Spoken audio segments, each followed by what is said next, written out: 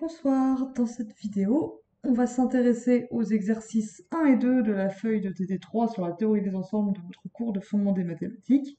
Il va s'agir de faire quelques échauffements sur des exemples faciles, comme vous voyez, hein, euh, d'opérations sur les ensembles. Donc on va commencer par l'union et les intersections. C'est les exercices 1 et 2 qu'on va faire d'une traite puisqu'ils utilisent les trois mêmes ensembles. Donc A, c'est l'ensemble 1, 2, 3, 4. B est l'ensemble 2, 4, 6, 8. Et C, l'ensemble 3, 4, 5, 6. Et on va déterminer A union B, A union C, B union C et A union A. Puis A inter B, A inter C, B inter C, A inter A inter B, inter C, A inter B inter C. C'est parti. Donc, A union B, c'est l'ensemble de tous les éléments qui sont dans A ou alors dans B. Donc on prend un sac, on vide dedans tous les éléments de A et tous les éléments de B, on enlève les doublons, et on obtient, donc il y aura tous les éléments de A, 1, 2, 3, 4, puis tous les éléments de B, 2 on l'a déjà, 4 on l'a déjà, 6 et 8. Donc A union B, c'est 1, 2, 3, 4, 6, 8. Passons maintenant à A union C, c'est ça. A union C, c'est l'ensemble des éléments qui sont soit dans A, soit dans C. Donc il y a déjà tous les éléments. Oula, j'ai jamais vu un trou aussi moche. 1, 2, 3, 4, tous les éléments de A, puis les éléments de C. 3, on l'a déjà. 4, on l'a déjà. 5, celui-là il est nouveau. Et 6. Donc A union C, c'est 1, 2, 3, 4, 5, 6. B union C,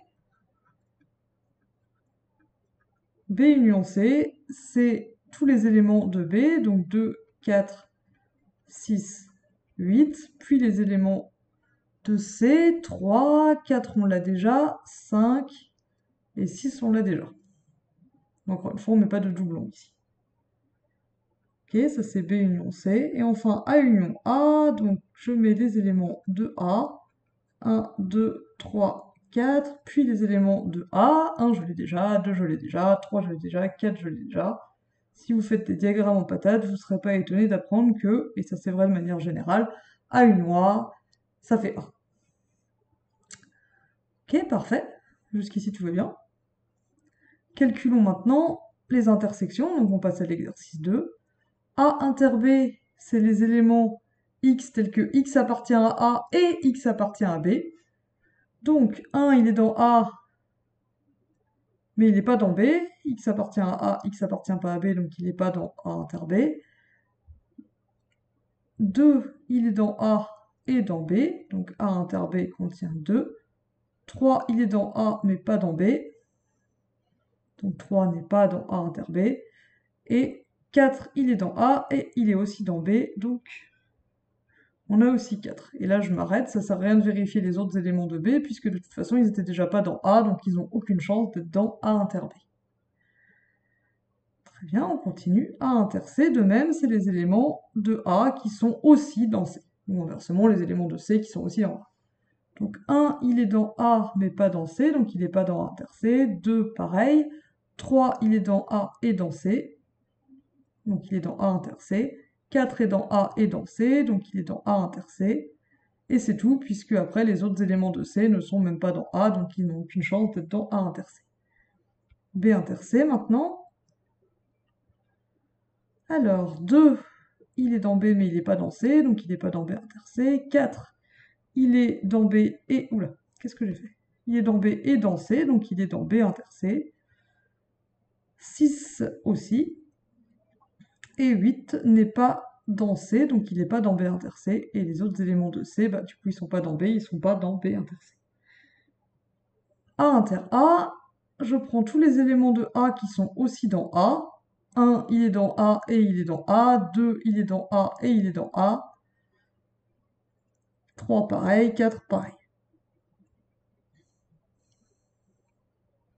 X, il est dans A inter A, si et seulement si X appartient à A et X appartient à A. Donc si j'appelle P la proposition X appartient à A, ça revient à dire que P et P est équivalent à P. pour faire le lien avec la logique qu'on a vue précédemment. Ok, maintenant je suis équipée pour faire les triples intersections, ici de la question 2 de l'exercice 2.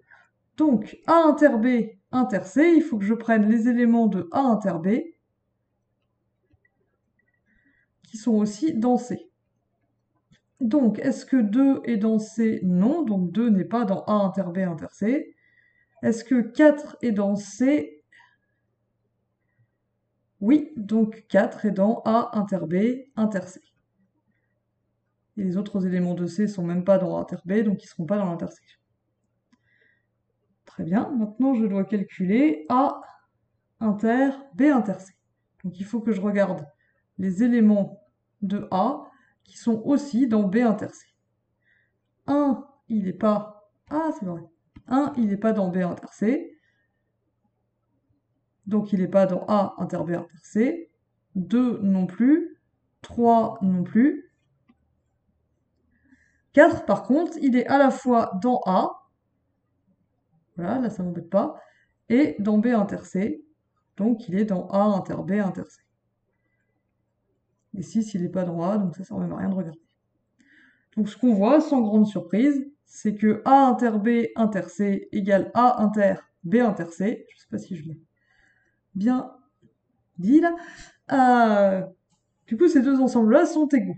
On verra à l'exercice.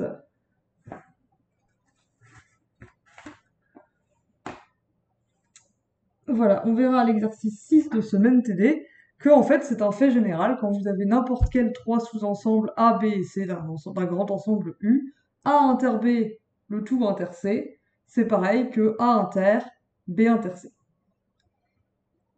Ce qui ne devrait pas vous sembler trop surprenant, mais si vous ne l'avez pas déjà fait en cours, on le démontrera à l'exercice 6.